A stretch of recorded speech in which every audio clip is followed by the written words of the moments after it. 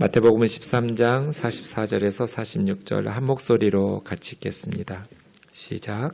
천국은 마치 밭에 감추인 보화와 같으니 사람이 이를 발견한 후 숨겨두고 기뻐하며 돌아가서 자기의 소유를 다 팔아 그 밭을 사느니라. 또 천국은 마치 좋은 진주를 구하는 장사와 같으니 극히 값진 진주 하나를 발견하며 가서 자기의 소유를 다 팔아 그 진주를 사느니라. 아멘. 자리에 앉으셔서 기도하겠습니다. 우리의 눈을 여셔서 주님의 말씀을 볼 수 있도록 인도하여 주옵소서. 우면동교회가 하나님의 마음을 알아서 어두운 이 시대에 하나님의 뜻을 이루어드리는 교회가 되게 하옵소서. 미련하고 연약한 종을 주님 손에 맡기옵고 예수님의 이름으로 기도하옵나이다. 아멘. 이 질문이 쉬운 것 같기도 하고 어려울 수도 있을 것 같습니다. 여러분, 설교자의 가장 큰 소원은 무엇일까요? 저의 가장 큰 소원이 뭘까요? 어려운가요? 디모데전서 2장 4절입니다. 모든 사람이 구원을 받으며 진리에 아는 데 이르기를 하나님은 원하신다고. 그럼 설교자의 가장 큰 소원이 뭘까요? 나의 설교를 듣는 모든 사람이 구원을 받는 것. 우면동 교회에 다녔던 성도들이 한 사람도 지옥에 가지 않고 모두 다 구원을 받고 진리를 아는 데 이르기를. 우면동 교회에 나와서 저의 설교를 들었는데 구원을 받지 못한다면 얼마나 슬픈 사건이 될까요? 모든 설교자들이 비슷할 것 같다는 생각을 해봅니다. 하나님께서 모든 사람이 구원받기를 원하시는 것처럼 하나님의 말씀을 통해서 모든 우면동 교우들이 또 우리 가족들이 구원을 받는 구원의 놀라운 은혜를 누리기를 주의 이름으로 축원합니다. 마태복음에는 예수님의 말씀의 모음집들이 있습니다. 산상설교 때 보았던 것처럼 마태복음 13장에는 천국의 비유들이 나옵니다. 천국의 비유들의 말씀 모음집인데요. 예수님의 가르치는 교훈 중에 3분의 1 정도가 비유로 되어 있습니다. 비유는 천국의 진리를 이 세상에서 보고 듣고 경험하는 것을 예로 들어서 설명하는 것이 비유인데요. 마태복음 13장에는 7개의 비유가 나오고 오늘 우리가 함께 볼 비유들은 5번째 감추인 보와 6번째 극히 값진 진주의 비유입니다. 44절 감추인 보와 천국은 마치 밭에 감추인 보화와 같으니 사람이 이것을 발견한 후 숨겨두고 기뻐하며 돌아가서 자기의 소유를 다 팔아 그 밭을 샀느니라. 성경을 해석할 때는 지금 우리의 문화에서 해석하시면 이해가 안 돼요. 성경이 쓰여졌던 당시의 상황, 그 시대적 문화에서 본문을 해석해야 돼요. 2000년 전에 지금 같으면 이렇게 안 하겠죠. 지금은 보화를 땅에다가 감추어 두기보다는 은행에다가 예금을 하겠죠. 그런데 2000년 전에 로마 제국은 은행이 없었어요. 은행이라는 제도는 산업혁명 이후부터 시작되거든요. 지금 우리가 말하는 은행의 제도는 그 시대에는 없었어요. 그리고 이스라엘은 전쟁이 많은 나라예요. 남쪽에 이집트가 있고 북쪽에 메소포타미아가 있어요. 지금 이란, 이라크 이쪽이요. 그러니까 두 강대국 틈바구니에 끼어 있어요. 서로 상대방을 정복하려면 팔레스타인 지역부터 먼저 정복하고 가야 돼요. 그리고 그 시대에는 늘 전쟁이 있었어요. 겨울이 지나고 봄이 되었다. 전쟁 시즌이 된 거예요. 자, 어떤 사람이 재산을 많이 모아서 보물을 가지고 있는데 전쟁이 일어나거나 꼭 전쟁이 아니더라도 강도가 들이닥치거나 도둑이 들어올 것 같으면 이 보물함을 어디다가 숨길까요? 강도나 도둑이 그리고 전쟁이 났을 때 상대방의 적국이 쉽게 발견할 수 없는 장소에다가 숨기겠죠? 집안부터 뒤지겠죠. 강도든지 도둑이든지 집안에다 숨기지 않고 이 사람은 밭에다가 보물함을 숨겼어요. 그리고 이제 전쟁 때문인지 뭐 피난을 갔든지 포로로 끌려갔든지 아니면 죽었든지 돌아오지 못했어요. 그럼 이 보물은 어떻게 될까요? 누가 거기다가 묻어두었는지, 언제 묻어두었는지 아무도 몰라요. 주인도 없어요. 그 밭의 주인도 자기 밭에 보물이 있다고 해서 자기 거가 아니에요. 자기 조상이 아니면 자기가 거기다 숨겨두었다면 이런 일이 발생하지 않았겠죠. 44절 같이. 44절에 나오는 이 사람은 일용 노동자인 것 같아요. 가난한 사람이었을 거로 성경학자들이 추측해요. 남의 밭이에요. 자기 밭이 아니었어요. 그러니까 돈 받고 일용 노동자로 남의 밭을 갈아주는 거죠. 근데 밭을 갈다가 뭐가 걸렸는데 뭐 작은 자갈이나 돌이나 이런 게 아니고 뭔가 좀 느낌이 남달랐나 봐요.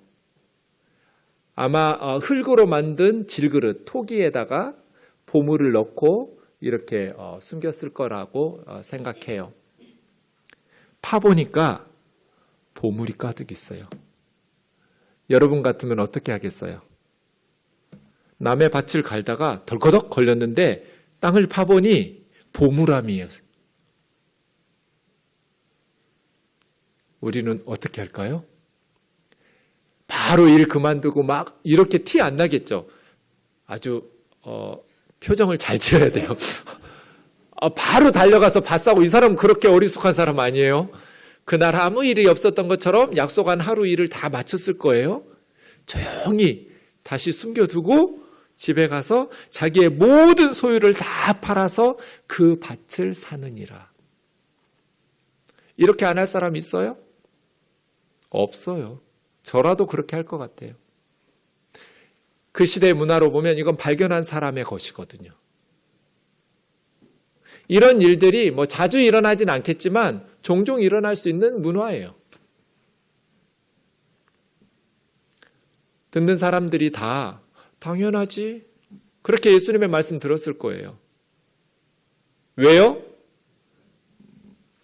보물을 얻으니까 그 밭을 사면. 내 가진 거 다 판다고 해서 아까울 사람이 어디 있어요.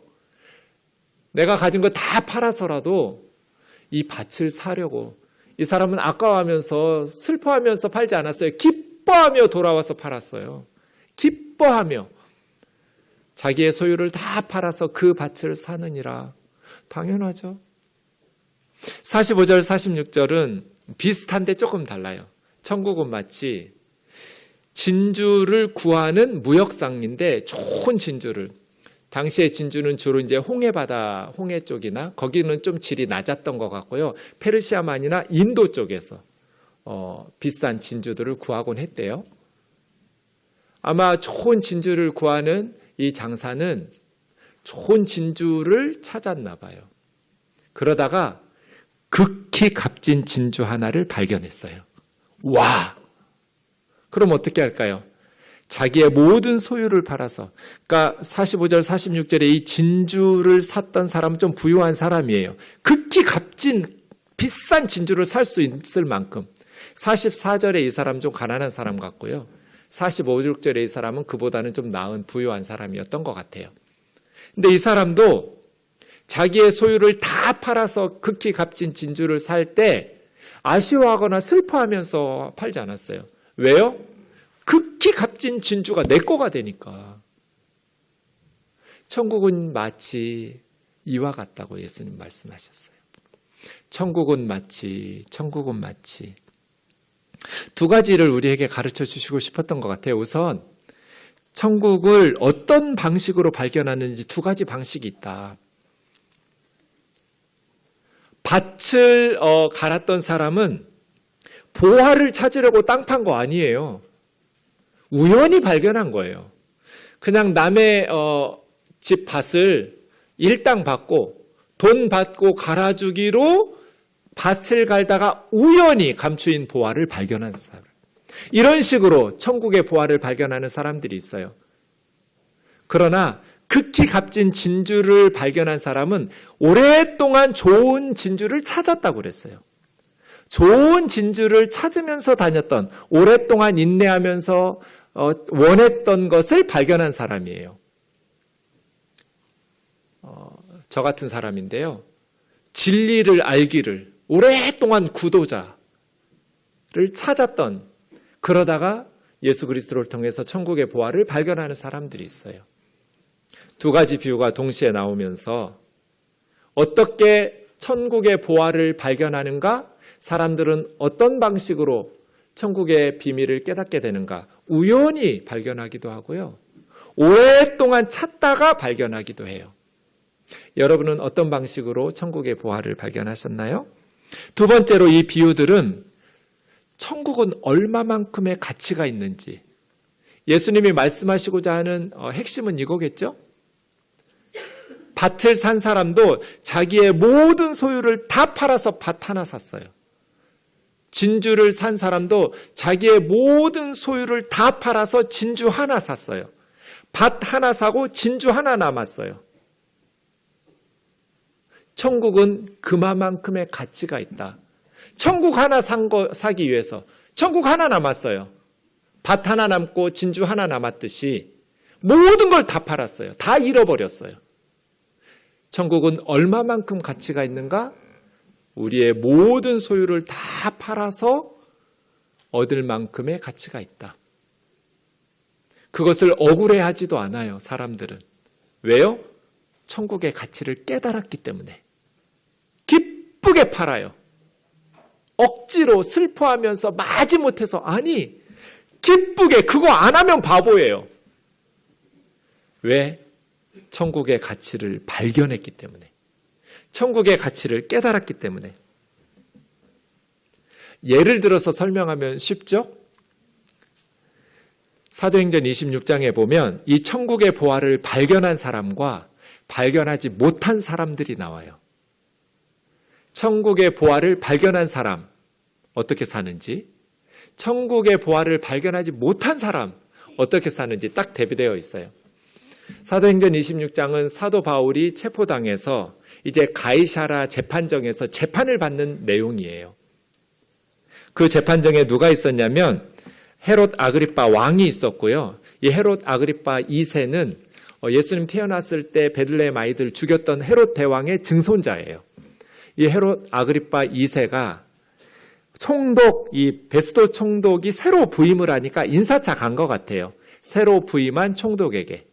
그래서 베스도 총독, 버니게라는 여자는 이 헤롯 아그리빠 2세의 원래는 여동생이에요. 남매지간인데 아내가 돼요. 엄마가 다른 이복 누이 동생이어서 아그리빠 왕의 아내가 되는 남매, 그런 여자예요.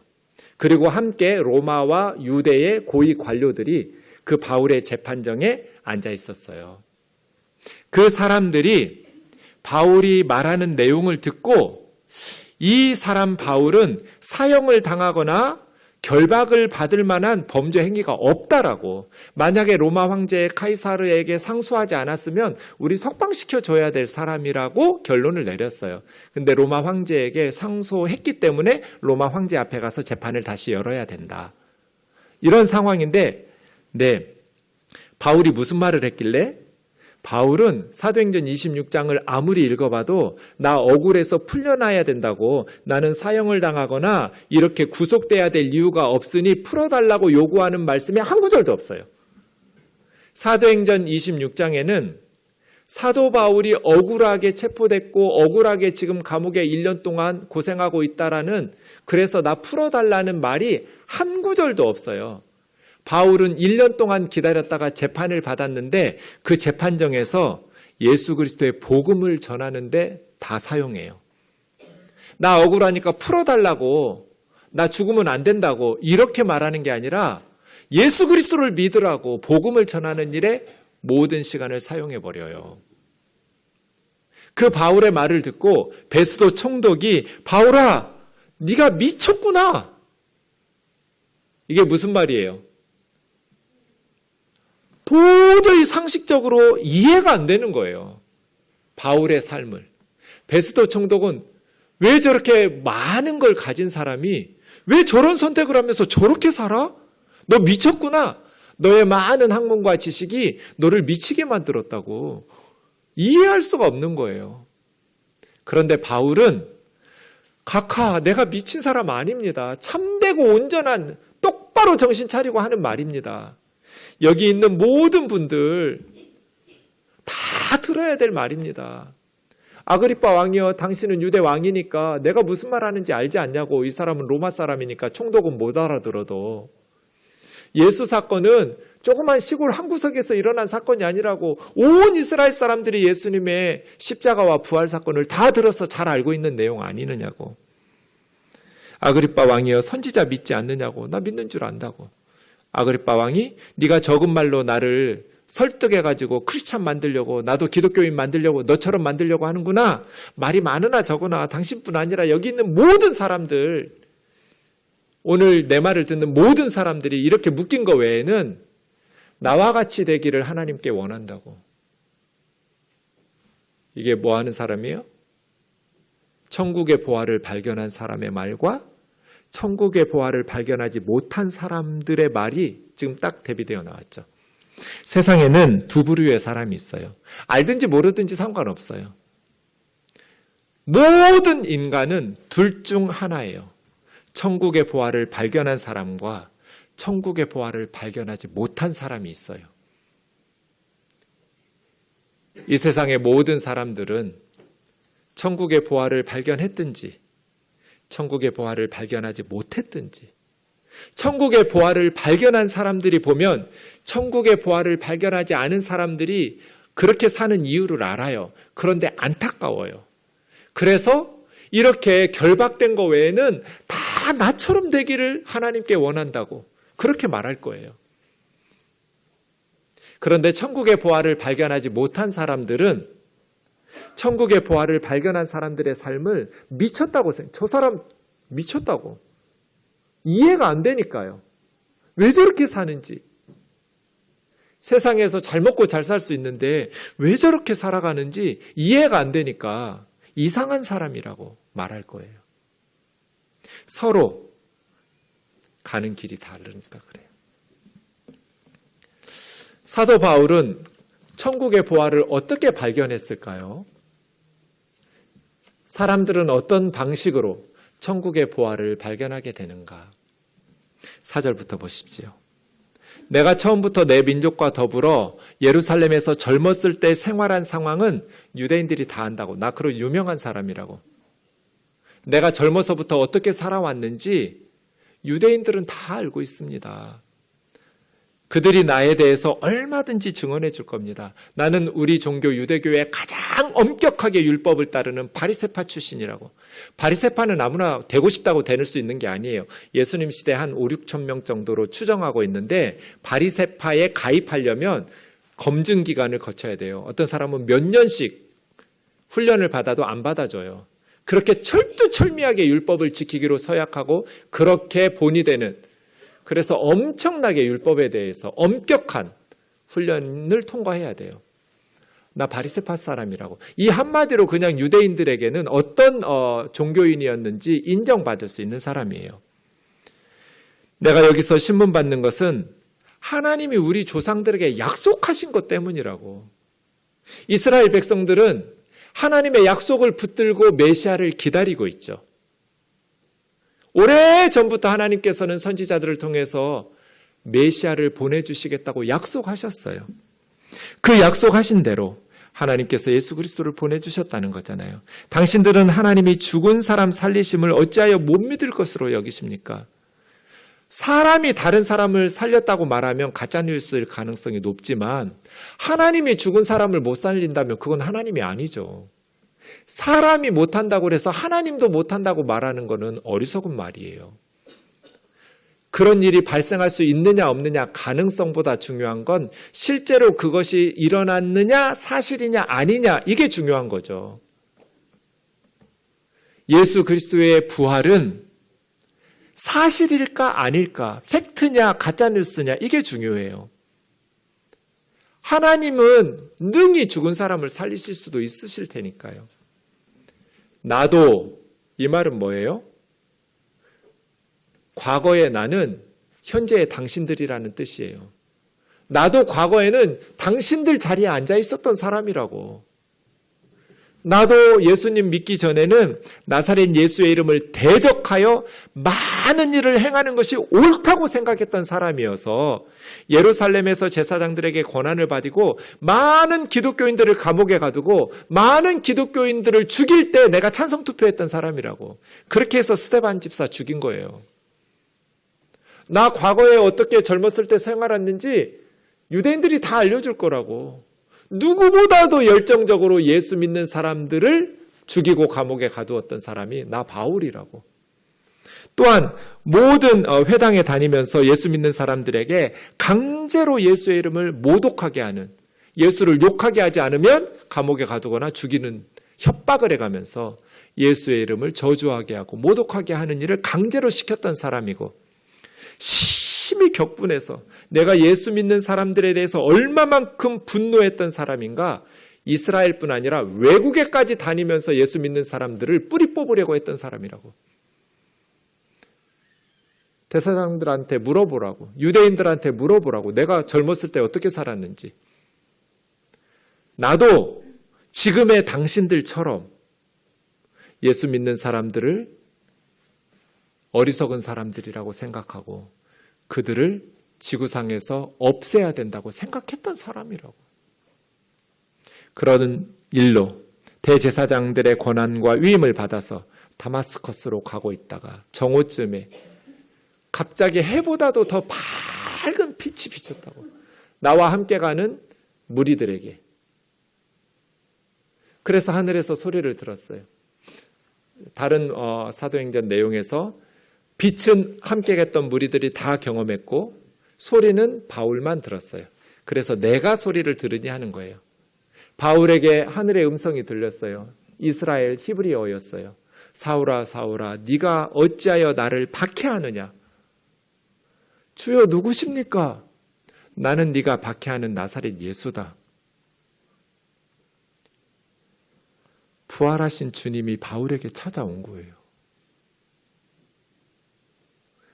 바울은 예수님의 부활 이야기를 예수님의 제자들이 지어낸 거짓말 가짜뉴스라고 생각했어요.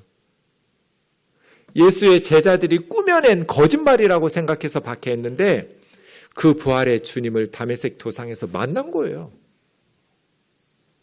일어나 네 발로 서라. 내가 너에게 나타난 이유는 네가 보고 경험했던 것들 그리고 장차 너에게 나타낼 일들을 증거하는 종과 증인으로 내가 세우려고 합니다. 그래서 이제 이스라엘에게 그리고 이방인들에게 내가 너를 보내서 그들의 손에서 구원하면서 그들에게 복음을 전하는, 네가 나의 복음을 전해서 그들의 눈을 뜨게 해야 된다. 천국의 보화를 발견하게 해야 된다. 지극히 값진 진주를 발견하게 해야 된다. 영적으로 어두워진 그들의 눈을 띄워줘야 된다. 그래야 그들이 어둠에서 빛으로 사탄의 권세에서 하나님에게로 돌아와 죄사함을 받을 수 있고 거룩한 무리들과 함께 하나님 나라의 기업을 받을 수 있도록 만들어야 된다. 바울아, 내가 그 일을 위해서 너를 종과 증인으로 삼으려고 너에게 나타났다. 아그리빠 왕이여, 하나님이 보이신 것을 제가 어떻게 거스르겠습니다. 거스를 수 있겠습니까? 지금 당신들처럼 나도 똑같이 생각하고 있었습니다. 당신들의 현재가 나의 과거입니다. 나의 과거는 당신들 같았습니다. 그런데 지금 내가 어떻게 하나님의 명령을 거스를 수가 있겠느냐고. 그래서 다메섹과 예루살렘과 유대 온 땅과 이방인들에게 다니면서 나는 하나님이 전하라고 한 것밖에 없다고, 회개하고 하나님께 돌아와서 회개한 사람답게 살아라. 그랬더니 유대인들이 성전에서 나를 잡아서 바울은 죽여야 된다고. 그거 바울 너무너무 이해가 되죠. 자기도 과거에 그랬으니까. 하지만 하나님의 도우심을 받아서 지금까지 내가 살아있다고. 높은 사람이나 낮은 사람 앞에서 예수 그리스도의 복음을 전하면서 증언하는 것은 하나님께서 선지자들과 모세를 통해서 약속하신 것밖에 없다고. 이 하나님의 복음은 예수님과 예수님의 제자들이 꾸며낸 게 아니고 예수님 태어나기 몇백 년, 몇천 년 전부터 하나님께서 선지자들과 모세를 통해서 성경에 약속해 놓은 그대로라고. 그리스도가 고난을 받을 것. 예수님이 태어나기 700년 전에 이사야는 고난받는 의로운 종 예수 그리스도를 예언했다고.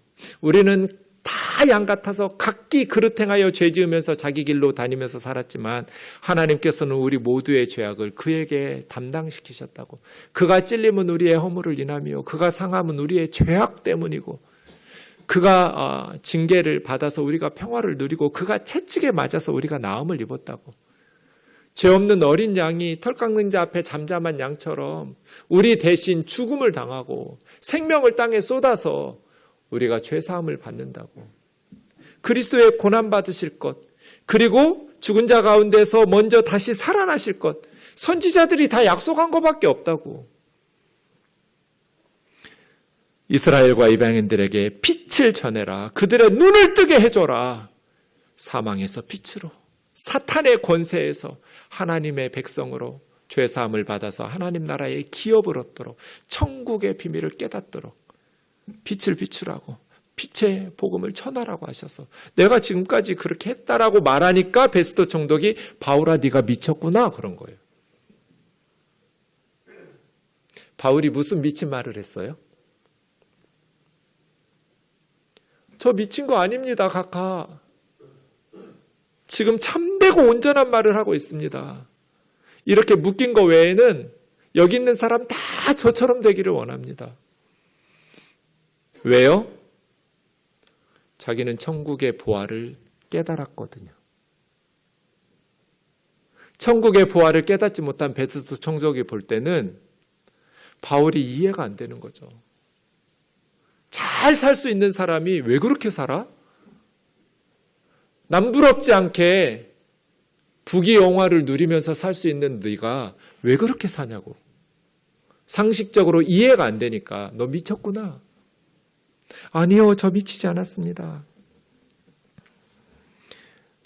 사랑하는 자매 형제 여러분, 천국의 보화를 발견한 사람과 천국의 보화를 발견하지 못한 사람들.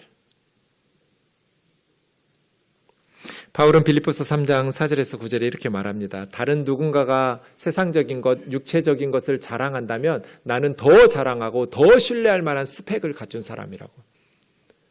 나는 8일 만에 할례 받았고 이스라엘 족속이고 베냐민 집하고 히브리인 중에 히브리인이고 율법으로는 바리새파 출신이고 열심으로는 교회를 박해하고 율법에 의로 흠이 없는 사람이라고. 누구보다도 이스라엘에서 성공할 수 있는 앞길이 보장된 사람이 바울이에요. 그런데 무엇이든지 나에게 유익하고 내 인생의 장점이라고 생각했던 것들을 예수 그리스도를 믿기 위해서 다 해로 여기고, 모든 것을 해로 여김은 그러한 것들이 오히려 예수님께 나아가는데 걸림돌이 되었어요. 예수 그리스도를 아는 지식이 가장 고상하기 때문입니다. 내가 예수님을 위해서 모든 것을 잃어버리고 예수님 하나 얻었습니다. 이게 오늘 비유들 같죠? 사도 바울이 모든 것을 잃어버리고 진주 하나 얻고 밭 하나 남은 사람처럼 그리스도를 얻었어요. 그래서 오늘 예수님의 비유의 이 보화와 진주는 예수 그리스도예요. 왜냐하면 예수 그리스도를 통해서 우리는 천국의 기업을 얻을 수 있기 때문이에요. 모든 것을 잃어버릴 때 기뻐하면서 팔아서 밭을 사고 진주를 얻었어요. 사도 바울도 모든 것을 잃어버릴 때 배설물처럼 여겼다고 그랬어요. 여러분, 변기에서 물 내릴 때 아까워하는 사람을 저는 본 적이 없어요. 이거 어떻게 내려보내면 아까워서 어쩌지? 라는 사람을 본 적이 없어요. 그 이상한 사람이에요. 배설물 그런 거죠. 나의 그 좋았던 내 인생에 유익하리라고 생각했던 그 모든 것들이 배설물과 같다. 왜? 그리스도를 얻기 위해서. 내 주 예수 그리스도를 얻는 것이 가장 귀하기 때문에. 나는 예수 그리스도 하나 얻고 내가 가진 모든 것을 잃어버렸지만 기쁘게 그 안에서 발견되려 함이니 내가 가진 의는 율법을 지키면서 율법의 준수를 통해서 얻은 의가 아니고 예수 그리스도를 믿음으로 말미암은 의라고 말합니다. 그렇게 바울은 주님을 위해서 살다가 처형당하고 네로 박해 때 순교를 당합니다. 로마에 가면 사도 바울의 순교 기념교회가 있는데 트레폰타네라고 해서 세계의 분수 그런 뜻입니다. 그림 잘 보이실지 모르겠는데 바울의 목 가운데 있는 돌이 바울의 목을 올렸던 돌이라고 그래요. 바울의 목을 저 위에다 올리고 도끼로 찍어서 바울의 목이 3번 튀었대요. 통통통. 거기서 분수가 솟아났다는 전설이 있어서 새 분수교회 이런 식으로. 바울은 다 잃어버렸네요. 베스도 총독이 볼 때 바울아 네가 미쳤구나. 너의 많은 학문이 너를 미치게 만들었구나. 이해가 안 되죠. 왜 그렇게 사는지. 그런데 바울이 미쳤나요? 천국의 보화를 발견한 사람이 보면 당연한 거죠. 바울은 로마서 8장 18절에서 비교해 보라고 말했어요. 지금 예수님을 믿기 위해서 당하는 현재의 고난과 장차 우리에게 주어질 영광을 비교해 보라고. 비교가 돼요? 안 돼요? 안 돼요. 내가 가지고 있던 것들 파는 데 있는 것들하고 그 밭을 살고 밭 속에 묻혀있는 보화, 보물단지하고 비교가 돼요? 비교가 안 돼요. 그러니까 사는 거예요. 좋게 비교할 수 없도다. 사랑하는 자매 형제 여러분, 비교하면서 사세요. 지금 내가 예수님을 믿고 따르기 위해서 당하는 어려움과 장차 우리에게 주어질 영광하고 비교해 보라고요. 디모데후서 4장 전제와 같이 내가 벌써 부어지고 전제는 포도주를 붓는 거예요. 짐승 위에다가 제물 위에다가 포도주나 독주를 붓는 제사를 전제라고 그래요. 마지막 순서예요. 그 다음 이제 불 붙이면 끝이에요. 모든 준비 절차 끝내놓고 마지막으로 포도주를 부어요. 그리고 불을 붙여서 하나님 앞에 제사 드리죠. 그 제사 절차로 보면 내 인생은, 바울의 인생은 지금 포도주까지 부어졌어요. 술까지 다 부어지고 끝났어요. 그래서 이 세상을 떠날 시간이 가까이 왔어요. 이제 곧 천국에 갈 마지막 순간 바울은 자신의 삶을 돌아보면서 선한 싸움 싸우고 달려갈 길을 마치고 믿음을 지켰으니 이제 후로 내가 죽고 나면 나를 위해서 의의 면류관이 준비되어 있다고. 의로우신 재판장이신 주님께서 나에게 주실 거라고. 바울은 죽음을 앞두고 불안해하지 않아요. 한치의 의심도 없어요. 확신해요. 그리고 지금 가슴 설레게 기다려요. 나뿐 아니라 주의 나타나심을 사모하는 모든 자에게도니라. 제가 우리 권사님들하고 가끔 식사하면서 그런 얘기해요. 권사님들, 어젯밤에 주무시던 분위기하고 그 다음 아침에 눈을 떴는데 뭔가 낯선 분위기면 죽으신 거라고. 그때 권사님들 눈앞에 예수님이 나타나야 된다고. 예수님이 아니고 부처님이나 다른 분이 나타나면 우리 망한 거라고. 근데 걱정하지 말라고. 예수님이 나타날 테니까. 마지막 줄은 그런 뜻이에요. 죽고 나서 주의 나타나심을 사모하는 모든 자에게 의의 면류관이 예비되어 있다. 사랑하는 자매 형제 여러분, 하나님께서 우리에게 예수 그리스도라는 선물, 보물, 이 보화를 주셨어요. 예수 그리스도를 보내어 주신 것은 우리의 죄를 대신해서 십자가에서 하나님의 형벌과 저주를 받아 죄 사함과 거룩하게 된 무리들과 함께 천국의 기업을 받아 누릴 수 있도록 우리에게 은혜 주시기 위해서예요. 율법의 은하, 선행이나 득도를 통해서 보아는 발견할 수 없어요. 예수 그리스도가 누구인지를 발견해야 돼요. 사도 바울이 천국의 보화를 발견하게 된 이유는 예수님이 누구였는지를 알게 됐기 때문이에요. 예수의 제자들이 거짓말하는 줄 알았는데 예수님이 우리 죄를 위해서 십자가에 죽으신 것이 사실이고 예수님이 사흘 만에 무덤 문을 열고 부활하신 것이 사실이고 그 부활하신 주님을 만났기 때문에, 그러니까 지금도 천국의 보화를 발견하고 싶은 사람은 산속에 들어가서 돛 닦거나 도서관에 들어가서 책 읽는 방식으로는 천국의 보화를 깨달을 수 없어요. 예수님에게 집중하고 예수님의 정체성, 예수님의 아이덴티티를 깨달았고 발견해야 돼요. 예수님이 누구인지를 바르게 알게 되면 천국의 비밀이 다 풀리게 돼요. 하나님은 예수님을 보내셔서 우리 죄를 대신 담당하게 하시고 우리 죄를 용서하시고 우리의 눈을 열어서 사단의 권세에서 하나님의 백성의 놀라운 축복으로 옮겨주셨거든요. 그래서 예수 그리스도가 누구인지를 알아야 돼요. 하나님이 주신 이 보화인 예수 그리스도를 신뢰하지 않고 뭐 꼭 예수 믿어야 천당 가나? 나 그냥 양심처럼 살면 되지. 양심껏 살면 되지. 뭐 그렇게 꼭 교회 다니고 예수를 믿어야만 돼? 천국이 있는지 없는지 모르겠지만 뭐 착하게 살면, 양심껏 살면 천국이 있고 지옥이 있어도 지옥 안 가고 천국 가겠지. 이게 사탄의 전략이에요. 여러분 양심 믿고 하나님의 심판대 앞에 설 자신 있나요? 제가 언젠가 새벽기도 나오는데 그 새벽에 교통경찰이 있는 거예요. 제가 딱 유턴을 했는데 저를 불러요. 그 제가 얼마나 쫄았는지 몰라요. 신호 지켰는데? 교통경찰이 부르더니 길을 물었어요. 어디 가려면 어떻게 가야 되냐고. 그래서 제가 알려줬어요.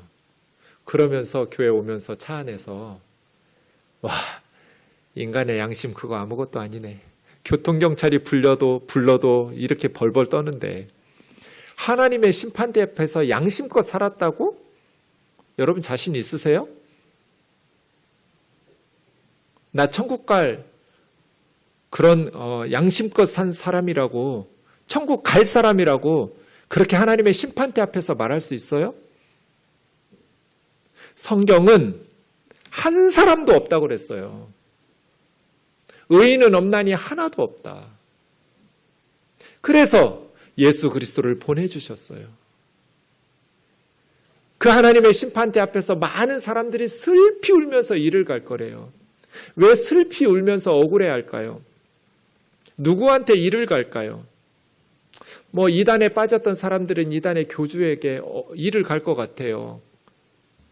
그리고 많은 사람들에게 이를 갈지도 모르겠어요.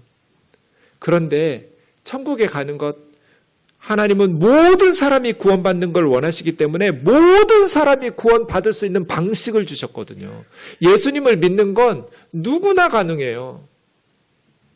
부자들만 천국에 들어갈 수 있었다면 어차피 나는 가난하니까 가능성도 없었네, 덜 억울해할 거예요. 근데 예수님은 누구나 천국에 갈 수 있도록 하셨어요.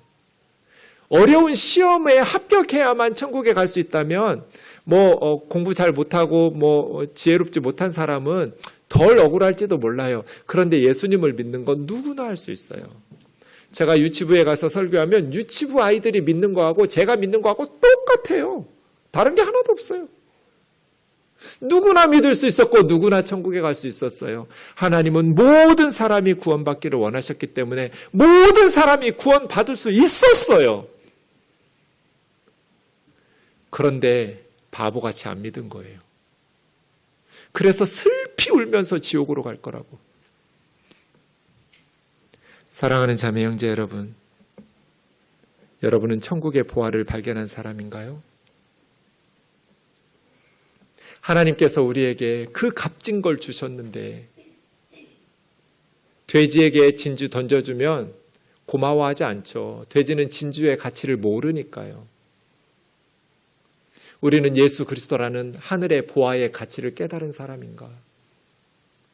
제가 정말 가슴 아픈 아이가 북한에서 내려온 탈북민 자매인데 어머니 아버지가 예수를 믿다가 처형을 당한 순교자예요. 이 어린 딸이 엄마 아빠가 예수 믿는지도 몰랐어요. 그러다가 예수 믿는 것이 발견돼서 처형돼서 갑자기 고아가 됐어요. 이 어린 딸이 어떻게 살았을까요? 동네 사람들 누구도 이 아이를 돌봐주지 않았어요. 같이 의심받을까 봐. 꽃제비가 되어서 거지처럼 그렇게 굶주리고 헐벗고 성폭행 당하고 몹쓸 짓을 했어요. 이 아이에게. 지금 북한에서 그 순교자의 자녀들을 위해서 가슴 아파하면서 사역하는 팀들이 있어요. 그렇게 연결돼서 선교사님들하고 연결해서 중국에 갔다가 한국으로 넘어왔어요. 도울 일이 있어서 제가 만났는데, 목사님, 저는 예수님을 믿는 그리스도인이 아니에요. 왜 안 믿느냐고. 저는 예수님 믿기 싫어요. 엄마 아빠는 순교자인데 이 아이는 예수를 안 믿어요. 나한테 예수 믿으라고 하면 나 목사님 안 만나요. 생각해 보세요. 딸이 있는데 처형될 줄 알면서 어떻게 예수를 믿을 수 있어요? 엄마 아빠 처형되면 나는 어떻게 살아요? 그걸 다 알면서도 어떻게 예수를 믿을 수 있냐고. 엄마 아빠 처형되고 내가 어떻게 살았는 줄 아냐고. 북한에서 나한테 예수 믿으라고 하지 말라고. 그래서 제가 걔한테 말 안 하고 하나님한테 말해요. 하나님 생각해 보라고. 그 엄마 아빠가 마지막에 누구 기도했겠어요? 무슨 기도하다가 처형당했겠어요? 하나님은 자기 딸 천국에서 만날 수 있는 그 기도하지 않았겠어요? 하나님께서 언젠가 자매님을 천국의 보화를 발견하고 엄마 아빠 만나게 해주시기를 기도하고 있습니다. 사랑하는 자매 형제 여러분, 천국의 보화를 발견해라. 천국의 보화를 발견한 사람.